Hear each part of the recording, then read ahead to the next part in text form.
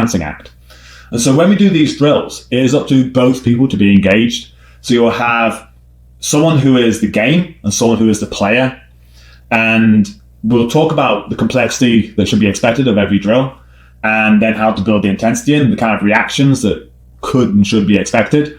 And that's how you're going to essentially teach the other person, even if you don't really know the jiu-jitsu that I kind of need you to do. I'm hopefully going to be able to spell that out. The other part of this is there's going to be a symbiotic relationship. So say for the drill we just did, I was the game and Ryan was the player. We have our base complexity, which is I'm going to get back to my feet. I'm not going to play guard. I'm not going to do anything else. It's a very base complexity. I then increase that intensity, and through increasing that intensity, like Ryan is going to learn how to hold me down more effectively without necessarily passing guard or any of those things. You can then try and work for side control, etc. But now I'm teaching him without actually having to explain how we should play that. He's going to figure it out. He's going to be able to solve those problems. And I don't want to go too intense that it breaks him.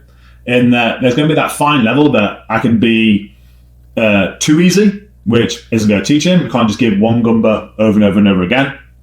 And we also can't jump to the end of the game and just throw all the gumbas at the same time with him, because that's going to be too much as well. There has to be that balance of I'm going to have to be conscious and aware how much I'm teaching him and what feels right for him. If it's too much, I have to be able to dial that down. So there has to be also that kind of conversation maybe between people.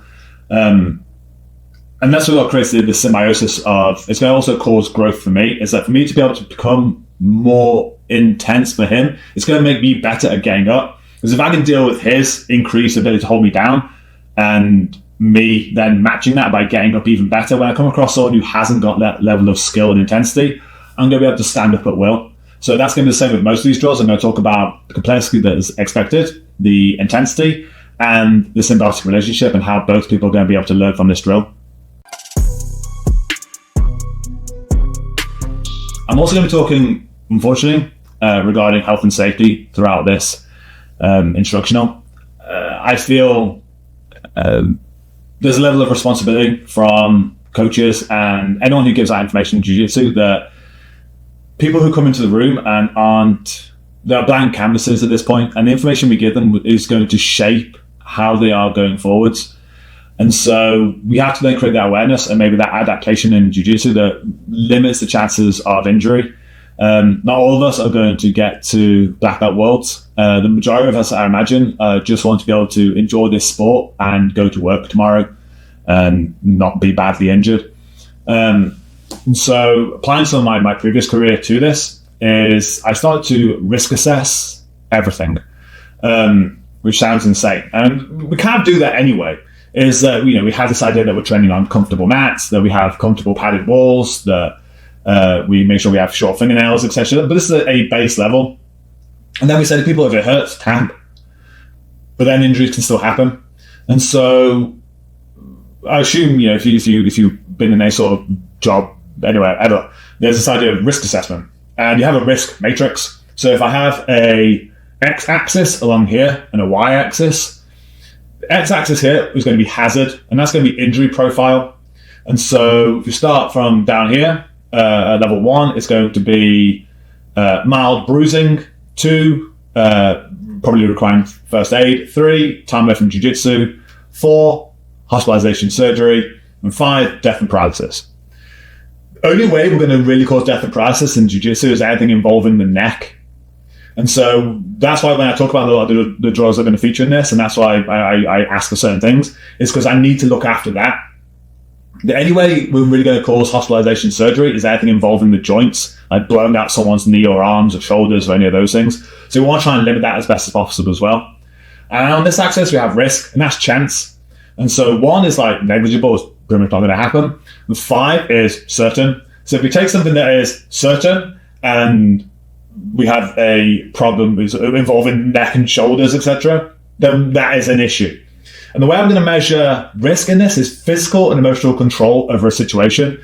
So being airborne and throwing your weight at someone towards their neck and shoulders, that's going to cause issues. Same as throwing ourselves towards someone's legs airborne.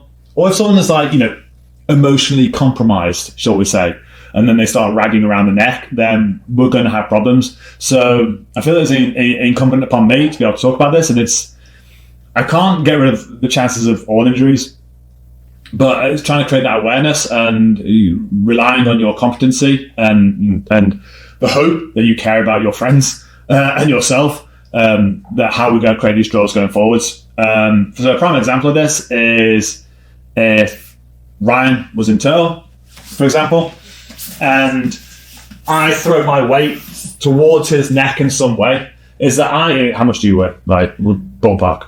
220? Yeah, exactly. So I weigh roughly the same. And so if I throw all my weight up towards his shoulders, and he throws his weight in the air at the same time, like he jumps up to his legs, then that can mean best part of 450 pounds loading up towards his neck, which, should something go wrong, then we're going to have problems. Same as, say, if he was building up a high car hip, so he had his hands on the floor, so he was kind of like tripoding up here, and I jump on his back now, same issue. Like, I don't know if his arms can take 450 pounds, like, especially if you've got inertia, etc. And I suddenly start jumping on these. If I start jumping over his back and that collapses and blows out his arms, then that's kind of on both of us, in that maybe he isn't aware of not having his neck and shoulders and arms towards the ground that way, and me not being aware that throwing best part of 100 kilos in the sky at someone can cause injuries.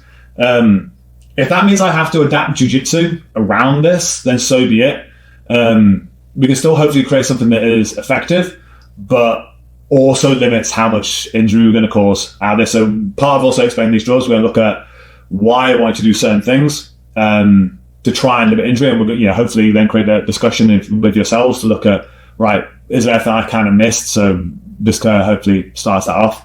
And it's why on that first draw I said don't take the back. I said try and get side control or mount. I specifically said don't take the back, because with it being a base drill and person trying to build up that kind of base and trying to get up, if that other person then jumps for the neck and shoulders and there's that kind of loss of control because they're trying to win the drill, etc., then we're going to have a higher likelihood of injuries. So that's why this is our first drill again.